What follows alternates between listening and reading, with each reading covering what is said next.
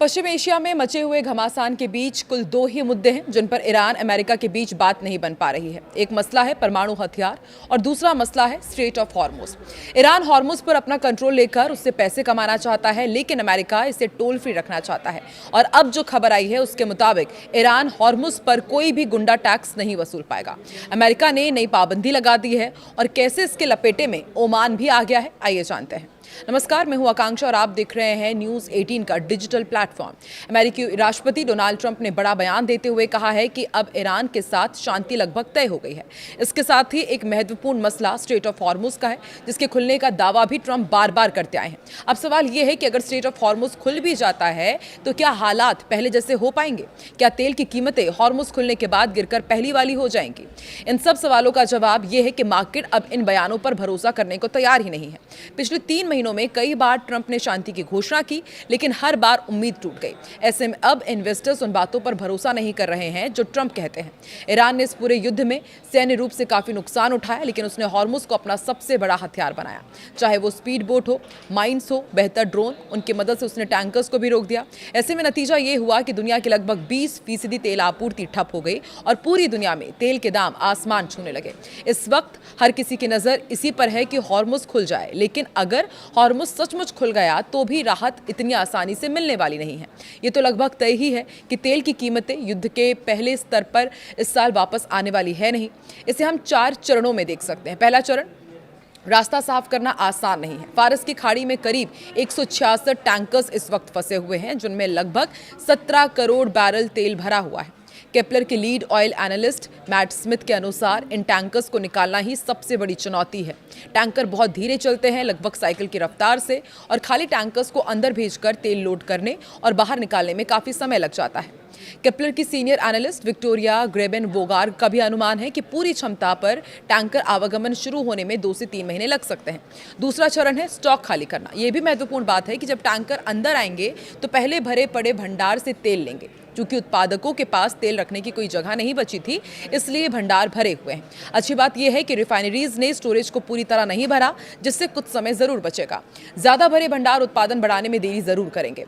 Hormuz में 4 चरणों में सामान्य हो पाएंगे हालात। तीसरा चरण जो है वो भी आपको बताते हैं कि उत्पादन फिर से शुरू करना पड़ेगा। मिडिल ईस्ट के ज्यादातर तेल कुओं को युद्ध के दौरान बंद कर दिया गया। इन्हें फिर से चालू करना बिजली का स्विच घुमाने जितना आसान नहीं है। इसमें गंभीर इंजीनियरिंग, भौतिकी और कई हफ्तों का समय लगता है।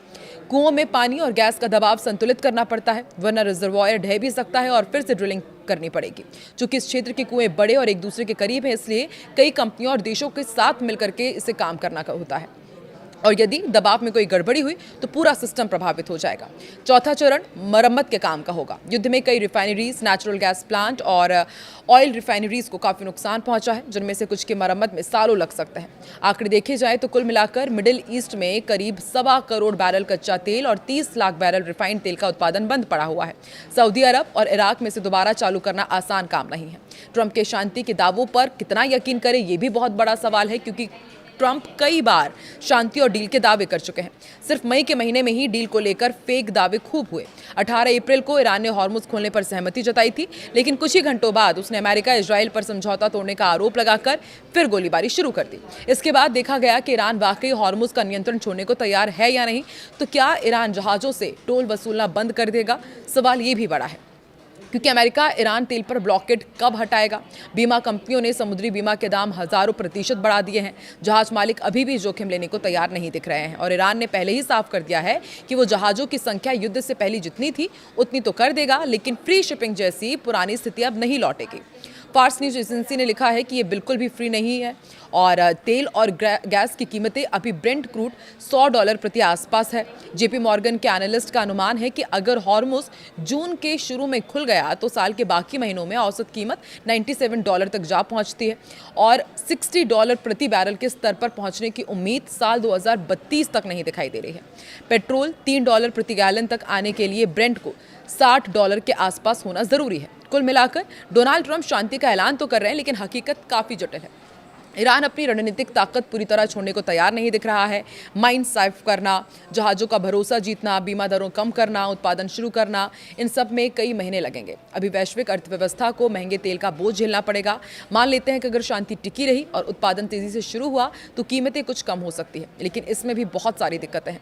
सबसे बड़ी चीज़ तो विश्वास ही है, जो मार्केट में अब पैदा होता नजर नहीं आ रहा है। लेकिन ट्रंप बार बार दावा कर रहे हैं कि बहुत ही जल्द ईरान और अमेरिका के बीच सब कुछ ठीक हो जाएगा। देखना दिलचस्प होगा कि इस बार अमेरिका के राष्ट्रपति डोनाल्ड ट्रंप पर मार्केट कितना विश्वास करता है और वाकई दोनों देशों के बीच शांति हो पाती है या नहीं।